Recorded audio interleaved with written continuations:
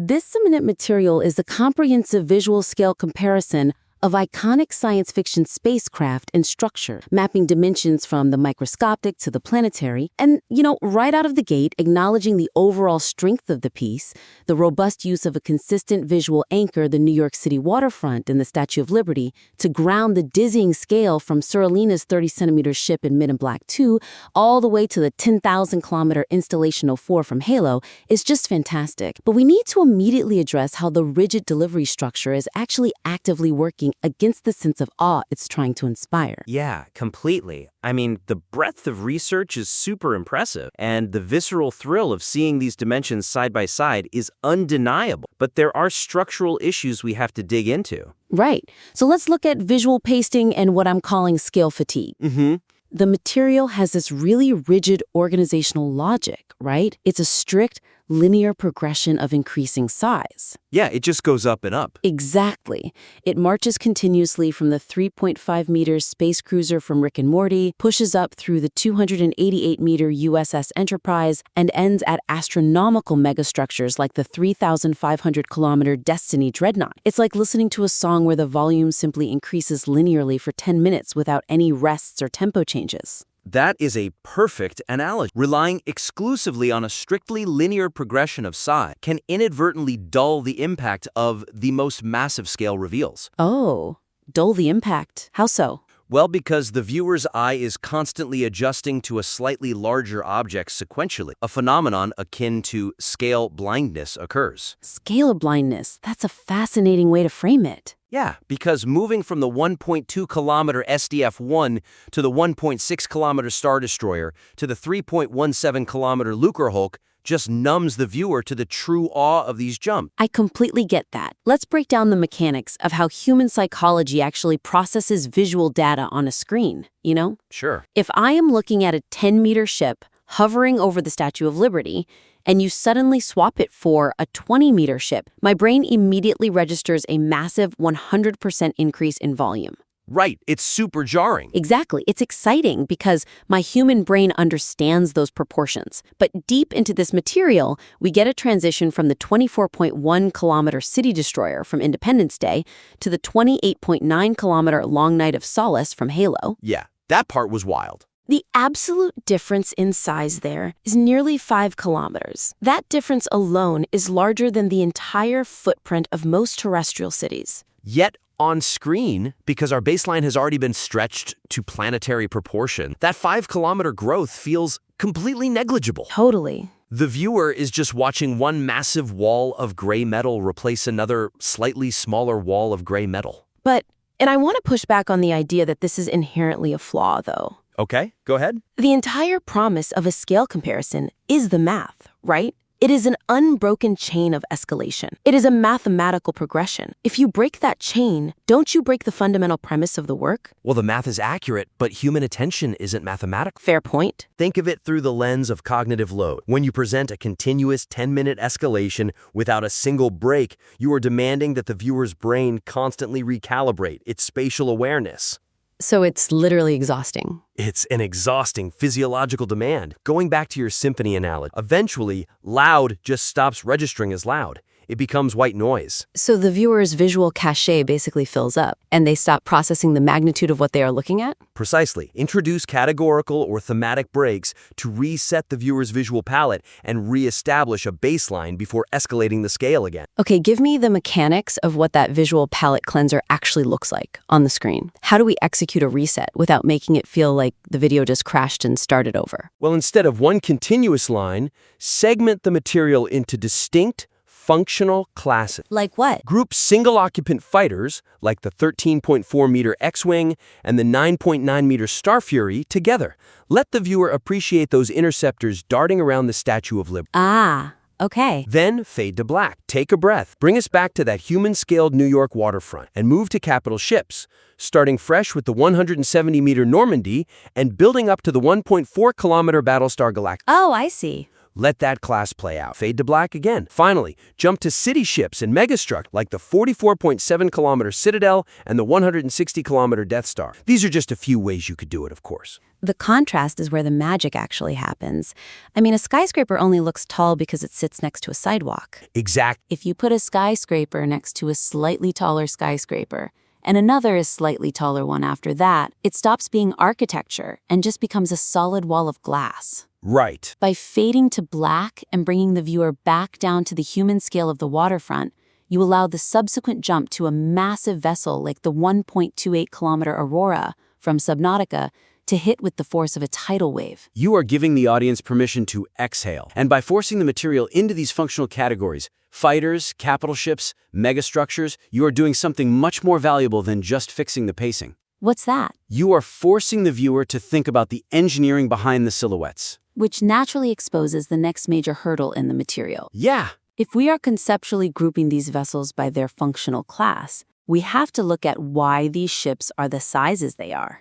The material features specific mid to large tier entries, such as the 3-kilometer Borg cube, the 4.5-kilometer Axiom, and the 48.2-kilometer TED. And while seeing a 4.5-kilometer ship hovering ominously over Manhattan is visually striking, the raw number alone doesn't tell the viewer what that immense volume actually achieved. Presenting raw dimensions without tying them to the vehicle's narrative purpose leaves the viewer without a conceptual anchor for the scale. A conceptual anchor. Yes. Because stating that a ship is 5.7 kilometers long, like the UNSC Infinity, provides a mathematical fact, but it isolates the data from the in-universe engineering reality. Right. Without understanding a ship's function, the immense scale feels arbitrary rather than awe-inspiring. Let's explore that distinction between arbitrary math and engineering reality. If we look at a mountain, it's massive because tectonic plates smashed together over millions of years. It's a natural accident. Right, exactly. But a spaceship is an engineered object. Some fictional architect in that universe had to justify building a vessel that is 5 kilometers long. Let's take the Borg cube. Oh yeah, perfect example. It is 3 kilometers tall, wide, and deep. Without any context, it is just a highly textured box, dwarfing the financial district. It's a neat visual trick, but it lacks teeth. It lacks teeth because the terror of the Borg cube isn't its physical dimensions. It's what happens inside those dimensions. Yes. When we look at the 140-meter Discovery 1 from 2001, A Space Odyssey, its long skeletal spine is specifically designed to keep the radioactive nuclear engines as far away from the human crew as physically possible. It's functional. The length isn't an arbitrary aesthetic choice. It is a brutal survival mechanism dictated by physics. If the material doesn't communicate that, it reduces an architectural masterpiece to a mere yardstick. But okay, doesn't adding lore to a purely visual comparison risk cluttering the purity of the piece? How do you mean? If someone is watching a 4K animation of spaceships, they want to see the intricate lighting and the shadows casting over the New York skyline. They don't want to read a wiki article on the screen. The counterargument here is that the visual scale alone should be enough to tell the story. Well, the visual scale is the hook, but the context is the engine of awe. The goal isn't to paste paragraphs of text onto the screen. Okay. Integrate brief, high-level functional annotations or visual cues that explain the necessity of the scale based on the ship's role in its respective lore. How brief are we talking? Give me an example of how to implement this without bogging down the visual momentum. Keep it to 2 or 3 words, or even a universal iconography placed subtly beneath the dimension metric. Like what? For the 4.5-kilometer Axiom, briefly indicate that this scale is required to house a fully self-sustaining remnant of humanity. Maybe a tag that simply reads generational arc. Oh, I love that. And for the 596-kilometer Independence Day mothership, frame its size through the lens of a planetary resource harvester. Wow, yeah. And for the 14-kilometer Traveler from Destiny, note its function as a terraforming entity, which immediately gives weight to its massive spherical diameter. That single word, terraformer, completely rewires how the brain processes the image. It tells the viewer that this isn't just a big ball. It contains the atmospheric processing power to rewrite the ecology of an entire planet. Exactly. Let's apply this to the 3,500-kilometer Destiny dreadnought. To put that in perspective, that is roughly the diameter of Earth's moon. which is just insane. Seeing it span the entire sky above New York is almost incomprehensible. But if the material frames it even briefly as the throne world of a god king, carved from the remains of a celestial worm, the scale justifies itself. Right. The viewer isn't just comparing numbers anymore. They are comparing the mythological ambitions of different fictional universes. Giving the viewer that narrative justification transforms a passive viewing experience into an active, imaginative engagement. It respects the viewer's intelligence while feeding their curiosity. And, this requirement for functional context is actually going to act as a natural filter for the material's biggest systemic issue. Oh, let's tear into that. Yeah. Because once you demand that every single ship on the screen has a distinct narrative purpose,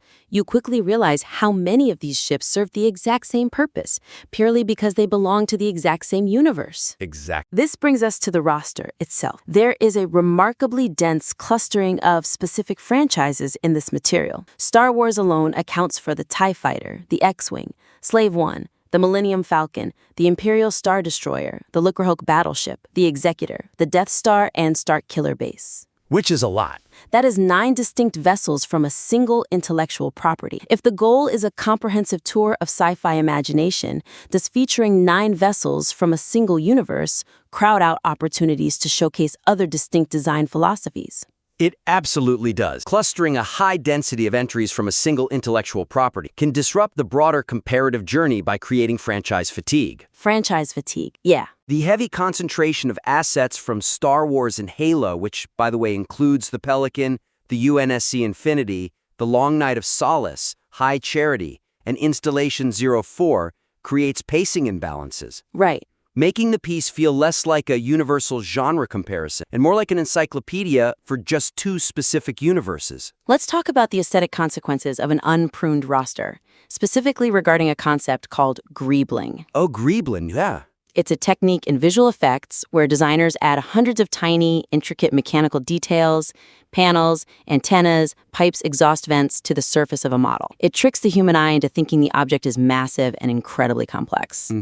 The design language of Star Wars is undeniably iconic, and it relies heavily on this industrial greebling, along with heavy wedge shapes and spherical battle stations. Right. But when we place the 1.6-kilometer Star Destroyer, the 3.17-kilometer Lucrehulk, the 19-kilometer Executor, the 160-kilometer Death Star, and the 660-kilometer Starkiller Base, back-to-back, we are effectively locking the viewer inside one specific art department's vision. The eye glazes over because the design philosophy never fundamentally changes. It is just the same aesthetic execution scaled up mathematically. I know the immediate pushback from fans, though. The counter-argument is always, but I want to see how big my favorite ship is. Sure. Viewers want a comprehensive warehouse. They want to see every single iteration of the Star Destroyer. If you cut Starkiller Base, you are going to get hundreds of comments asking why it wasn't included.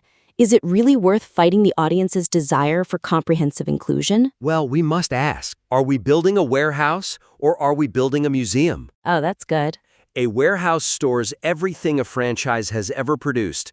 It is comprehensive, but it is entirely devoid of curation. A museum is fiercely curated. It selects the absolute best representative of an era, an idea, or a design philosophy. I see. Curate and strictly prune franchise representation to maintain a diverse, surprising ecosystem of science fiction lore that maximizes novelty for the viewer. What does a fiercely curated museum look like in practice for a franchise as massive as Star Wars? Well, limit major franchises to their 2 or 3 most iconic size benchmarks. Okay. Keep the Millennium Falcon to represent the gritty, lived-in smuggler scale. Keep the Star Destroyer to represent the wedge-shaped capital ship scale. And keep the Death Star to represent the absolute peak of the megastructure scale. Remove the Lucrehulk and Starkiller Base entirely. Wow. Starkiller Base visually serves the exact same narrative and aesthetic purpose as the Death Star, just at a larger scale. It offers 0 novel design information. Use the newly freed space to include deep-cut or highly unique designs from underrepresented literature or indie sci-fi. Taking that slot and replacing it with something entirely alien is where the true friction and excitement of science fiction lies. Absolutely. For example, look at the 10-kilometer Lex. The Lex is a biological, insectoid, completely asymmetrical living ship, placing the sleek, utilitarian, militaristic design of the 170-meter Normandy from Mass Effect next to the grotesque, organic, unsettling form of the Lex is an incredibly powerful visual moment. It really is. We aren't just comparing sizes anymore. We are colliding entirely different philosophies of what space travel can even look like. Or consider the 46-meter Rocinante from The Expanse. Oh, yeah. By removing a redundant entry like the Slave Eye, you open up the timeline to introduce the Rocinante, which brings an entirely different philosophy of hard sci-fi, thrust-gravity architecture. Right.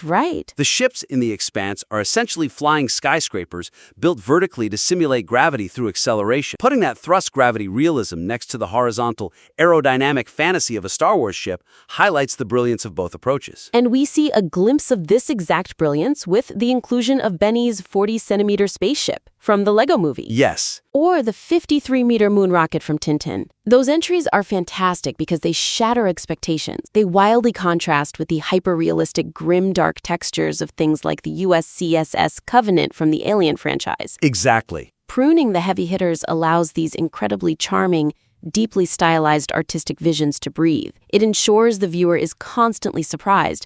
You never want the audience to perfectly predict what the next silhouette will look like based on the design language of the last three. Variety is the pulse that keeps a visual comparison alive. Well said. And, the foundational rendering in this material and that brilliant technique of anchoring everything to the New York waterfront are already top tier. But applying these high-level editorial shifts will transition the material from an impressive technical demonstration into a truly gripping narrative experience. All right, so to synthesize the roadmap for this revision, we are looking at three critical interventions. First, shatter the relentless linear progression of size by introducing thematic palette cleansers. Group the ships by functional class to cure the viewer's visual scale blindness. Right. Second, inject brief, high-level narrative context to justify these massive numbers, grounding the arbitrary mathematical scale in the vehicle's actual engineering reality and fictional purpose. Yep. And finally, aggressively curate the roster. Prune dominant franchises down to their absolute best representatives and swap out redundant universe entries for unique, surprising design philosophies from across the broader sci-fi ecosystem. Spot on. Take these structural concepts, apply them to the timeline, and submit the newly curated material back in for another review. Because ultimately, standing at the foot of an ever-growing mountain range without a map, without a moment to rest, and without any variety in its terrain eventually makes every peak look exactly the same. We want to make sure every single summit takes the viewer's breath away.